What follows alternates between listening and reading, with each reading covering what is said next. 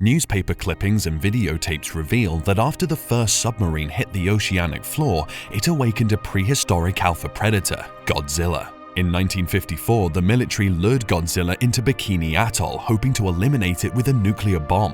In 1999, a helicopter flies scientists Vivienne Graham and Ishiro Serizawa into a mine in the Philippines. They're informed of an accident that exposed a collapsed cavern but claimed the lives of 40 miners. The two scientists go to investigate the cavern, discovering prehistoric animal remains. Their attention is drawn to two giant spores. One of them lays dormant while the other has hatched. A trail leading to the sea is observed. In Japan, Joe Brody and his wife Sandra drop their son Ford at school and drive to work. They both work at Janjira nuclear plant and Joe is the supervisor. Before exiting the vehicle, Sandra wishes Joe a happy birthday. Joe is informed of tremors happening all over, destabilizing the plant. He sends Sandra to lead a team of technicians down there to investigate. Midway, another quake hits, causing the reactor to malfunction and release radioactive material.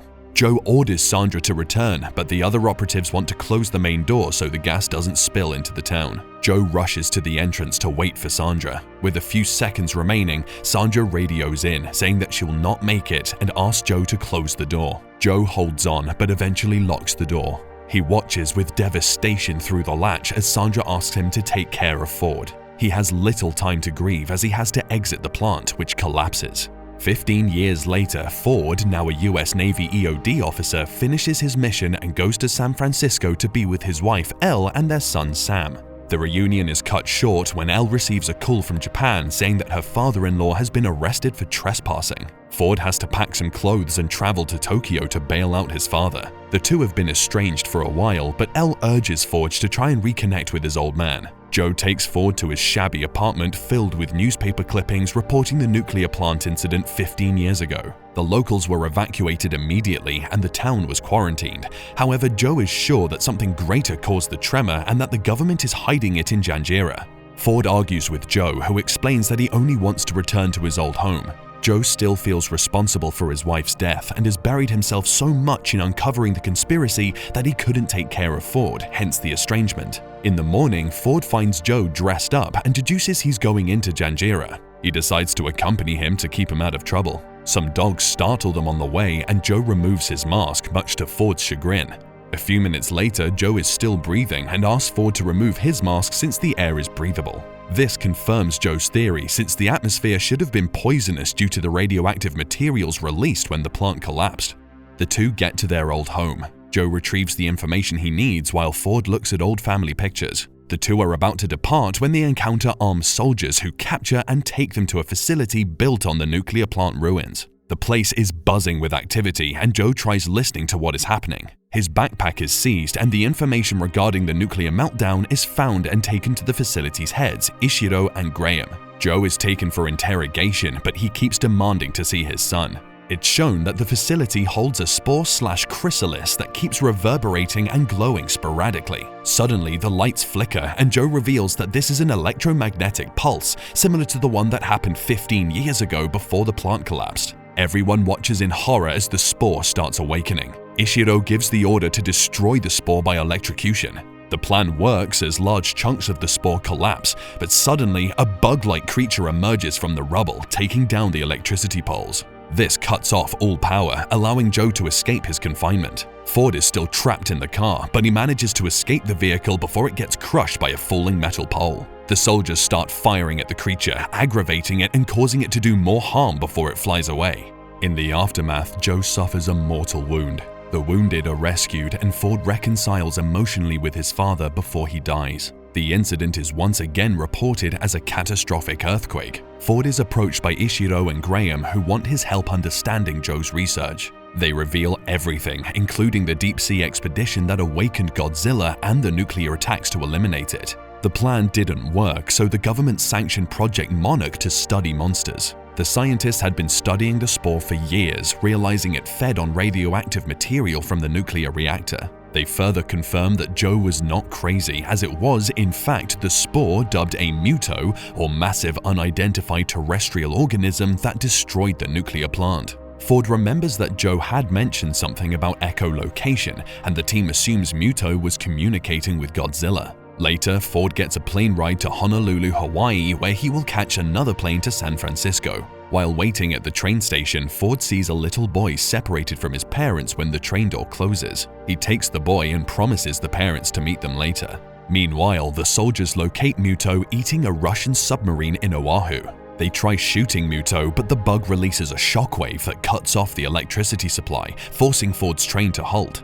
At the beach, an alarm blares and everyone flees. Godzilla emerges from the ocean, creating a tsunami that devastates the city. Soldiers shoot at Godzilla, but the bullets do little harm to the monster. Power is restored to the city just as Muto appears. He attacks the train, but Ford and the little boy hold on. The soldiers shoot Muto and it grabs a plane and throws it at the airport, causing a massive explosion. Muto and Godzilla fight and the live event reaches Elle and Sam. Ford gets the boy into a shelter, delighted when he reunites with his parents. He seeks help from nearby soldiers who agree to help him get home. Elsewhere, Ishiro realizes that Muto hasn't been communicating with Godzilla. The latter just happened to hear the call. He thinks that Muto was communicating with his partner. Soldiers are sent to the Yucca Mountain Nuclear Waste Repository in Nevada, where the other spore was stored. Sadly, they find a large hole, showing it escaped. The soldiers spot the Muto, larger and wingless, walking into Las Vegas. It starts attacking and devastating the city. The scientists realize it was a female and had received a mating call from the first Muto. The team deduces that the Mutos and Godzilla are heading to San Francisco. They devise an idea to lure the monsters away from the populated areas with warheads. Ford is about to drive out when he learns of the mission. He calls Elle, promising to be home soon. Ford and other soldiers get on the train to deliver the warheads. Unfortunately, the female Muto ambushes them and devours most of the warheads while eliminating the soldiers. Ford is the only survivor. He's rescued the following morning and learns that the soldiers have airlifted and activated the warhead into San Francisco Bay. In the city, people are being evacuated following the expected carnage. Elle asks a friend to look after her son and decides to wait for Ford, not knowing what has happened. The mass evacuation causes a pileup on the Golden Gate Bridge as military vehicles and Navy ships take precedence. Sam's bus is caught in the pileup and everything is quiet momentarily. Suddenly, flocks of birds fly away just as Godzilla emerges from the water. The soldiers start shooting while Sam's bus driver ignores the stop warnings and drives off the bridge. The children scream in anguish when they see the pain inflicted on the mighty beast. The city loses power, leading to the airplanes crashing into buildings, and Godzilla attacks the military vessels and destroys the bridge. Suddenly, the male Muto steals the warhead and flies off. It gives the warhead to the female Muto, who creates a nest in the city. Ford is informed about the warhead and the devastation it will cause should it explode. The military wants to send a strike team to locate and disarm the bomb, or thousands of people will die. The strike team lands in the city just as Godzilla and the female Muto fight.